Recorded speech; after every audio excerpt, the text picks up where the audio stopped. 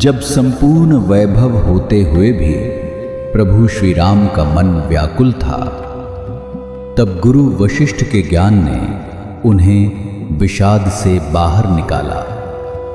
सुनिए बकुल जी की वाणी में। स्वागत है। जय श्री राम। आशा है सब लोग बहुत ही आनंद ले रहे होंगे। आज 22 फरवरी है और आज इस ज्ञान चर्चा कैसे आगे बढ़ती है। श्लोक।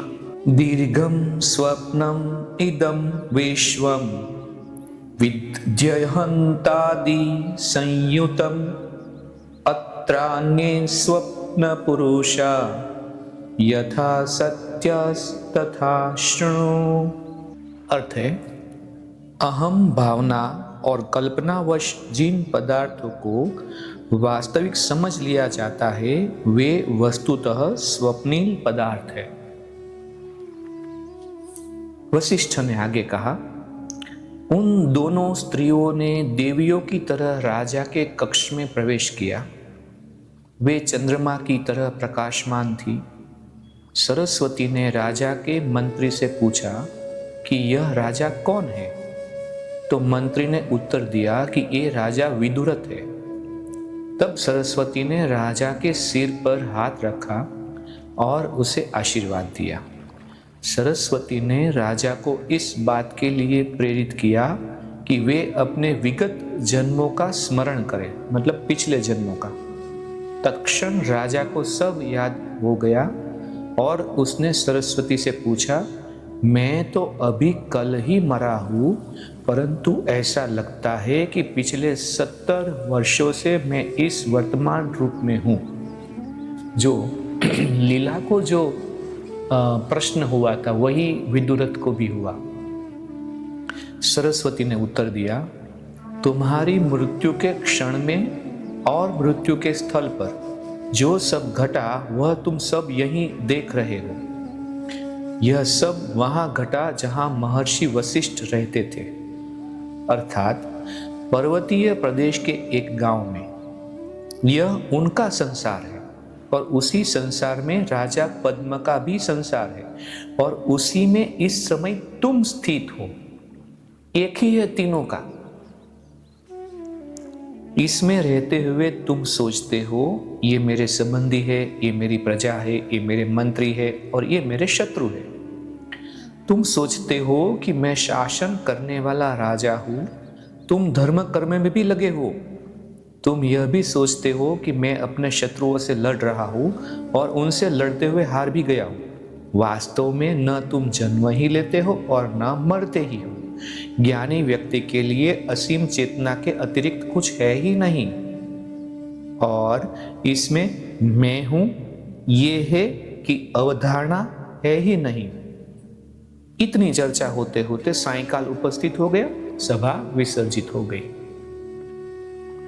फिर अगले दिन कोई अपरिपक्व और बचकाना व्यक्ति जब अपनी यह दृढ़ धारणा बना लेता है कि यह संसार वास्तविक है, जैसे बहुत सारे सभी लोगों के मन में यही दृढ़ धारणा है कि संसार और मैं सब बहुत ही पक्के हैं, ठोस है, तो उसके लिए संसार वास्तविक ही बना रहता है।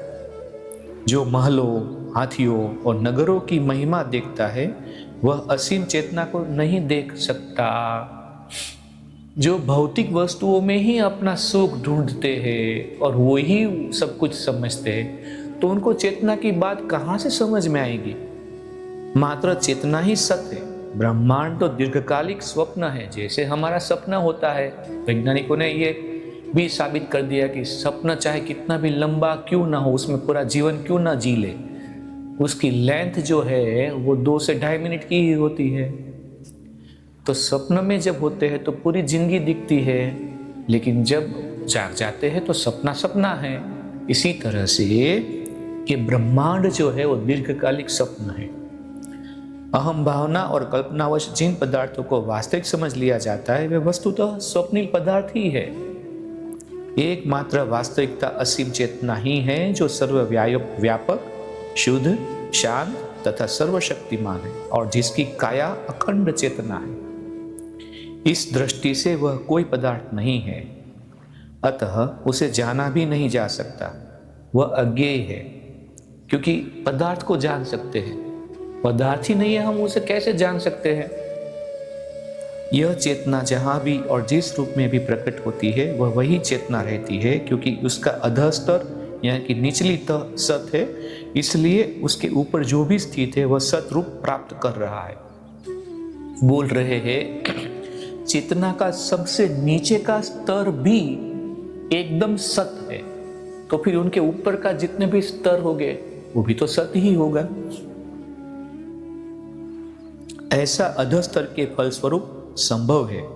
यह ब्रह्मांड और उसमें रहने वाले सभी प्राणी दीर्घकालिक स्वप्न है। मेरे लिए तुम वास्तविक हो और तुम्हारे लिए मैं वास्तविक हूं। इसी आधार पर दूसरे भी तुम्हारे लिए मेरे लिए वास्तविक है। इस प्रकार यह सापेक्ष वास्तविकता वस्तुतः स्वप्निल पदार्थों की ही वास्तविकता जैसी है। जैसे स्वप्न में सब कुछ वास्तविक लगता है, ऐसे ही अभी भी हम और आप में ये सब चीज हमारे कंपैरिजन में, हमारे रेफरेंस से हमारे ही साथ में वास्तविकता लग रहा है। ये राजा, तुम्हारे इस युद्ध में मृत्यु होगी और तुम पुनः अपना विगत राज्य प्राप्त करोगे। इस शरीर में तुम्हारी मृत्यु होने के बाद तुम फिर अपने पुराने नगर में अपनी कन्या और मंत्रियों के साथ जाओगे। हम भी अब जैसे आए थे वैसे जाएंगे। आप सब भी समय आने पर हमारा अनुगमन करेंगे। ऐसा इसलिए कि घोड़े, हाथी और ऊंट की चाल की प्रकृति अलग अलग होती है। ये जो अंतिम जो पंक्ति है वो बहुत ही सुंदर है। आप सब भी समय आने पर हमारा अनुगमन, जैसे हम कर रहे ऐसा हम कितने समय के बाद पता नहीं, लेकिन आप भी हमारे जैसा ही करोगे। फिर उन्होंने क्या बोला, ऐसा इसलिए कि घोड़े, हाथी और ऊंट तीनों के सिस्टम अलग अलग है। तो इनमें कोई सिस्टम अलग अलग है, तीनों का भी कुछ आयाम भी अलग है।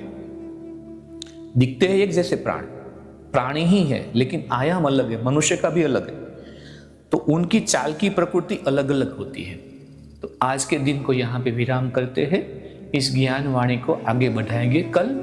तब तक के लिए जय श्री राम। इस ज्ञान यात्रा में हमारे साथ बने रहने के लिए चैनल को सब्सक्राइब करें और बेल आइकॉन दबाएं।